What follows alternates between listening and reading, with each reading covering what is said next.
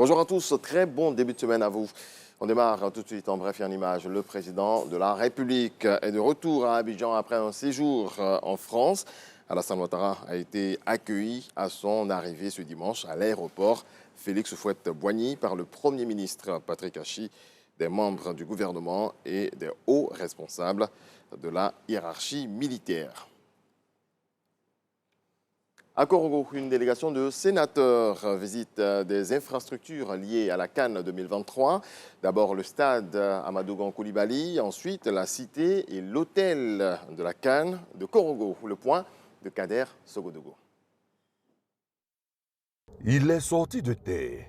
Il est imposant au cœur de la savane nordiste.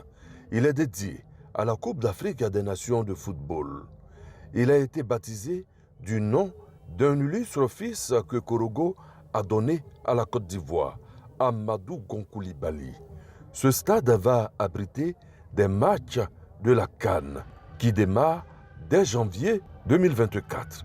Il a été construit avec l'argent public pour le bonheur des populations. Comment évoluent les travaux? Les délais seront-ils tenus? Le Sénat veut en savoir davantage. Visite guidée. Question. Entreprise en charge des travaux. Bénet, Office national des sports. Les réponses sont fournies. À la vue de la pelouse, les sénateurs retrouvent une seconde jeunesse. Des anciens réflexes.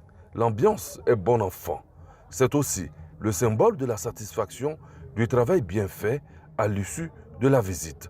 J'avoue que je suis fier d'être ivoirien. Fier d'être ivoirien parce que la Côte d'Ivoire avance et partout, dans toutes les contrées, le développement y est. Et le stade de Korogo répond bien aux normes. Le stade de Korogo est un bijou pour les Korogolais. Aujourd'hui, on voit quelqu'un qui construit quelque chose dédié au sport, donc à la santé et à l'épanouissement de nos jeunes. Il faut féliciter cela. Le Sénat entend prendre toute sa place dans l'organisation et la réussite de la CAN. Après cette visite de ce stade, ce magnifique stade dans lequel nous sommes aujourd'hui, nous allons visiter aussi les autres infrastructures de la CAN pour voir l'effectivité des travaux et l'avancée réelle de tout ce qui est fait. Et après ça, nous allons inviter les ministres concernés par l'organisation de la CAN pour venir expliquer au Sénat leur avancée, ce qu'il y a et ce qu'on peut apporter. Une visite à la cité CAN et à l'hôtel construit pour l'occasion a mis fin à la journée de travail qui est également la dernière étape de la phase 2 des visites d'infrastructures d'État par le Sénat. Le président du directoire du RHDP, Gilbert Kafana Koné, est en Afrique du Sud. Une visite qui s'inscrit dans le cadre du renforcement des liens entre le RHDP et l'ANC, le Congrès national africain. En marge donc des travaux, Gilbert Kafana Koné a été reçu en audience par le président Cyril Ramaphosa. Le point de Issa Tchonayeo. Raffermir les liens de fraternité et de collaboration entre le RHDP, Rassemblement des ouvriers pour la démocratie et la paix, et l'ANC, Congrès national africain. C'est ce qui justifie la mission du président du directoire du RHDP, accompagné d'une forte délégation en Afrique du Sud. Une présence en terre sud-africaine qui a permis à Gilbert Kafana Koné d'être reçu en audience par le président de la République, Cyril Ramaphosa, à l'aéroport de Cape Town.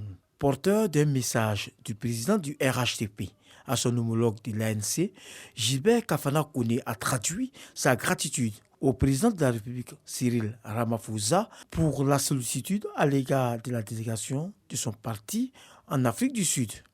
J'ai été reçu par le président sud-africain, président de l'ANC, le président Cyril Ramaphosa. La rencontre s'est bien déroulée. Je lui ai transmis un message de son frère, le président Alassane Ouattara, qu'il a beaucoup apprécié. Toutes les rencontres que nous avons eues, il est prêt donc à apporter sa caution donc, pour un bon dénouement de tout ce que nous avons envisagé comme sujet de coopération. Il était donc très heureux de cette initiative prise par son frère, le président Alassane Ouattara. À la demande du président de la République Alassane Ouattara, le chef de l'État Cyril Ramaphosa a autorisé l'envoi d'une délégation de haut niveau de l'ANC à Abidjan en octobre 2023 pour engager un programme de formation des cadres et des militants du RHDP. Dans le reste de l'actualité, au Burkina Faso, 6 personnes, dont des acteurs de la société civile, ont été interpellées hier pour divulgation de fausses informations et incitation à un attroupement armé. Elles sont mises en cause pour avoir diffusé des messages audio appelant à brûler le palais d'un monarque traditionnel, le Mogonaba.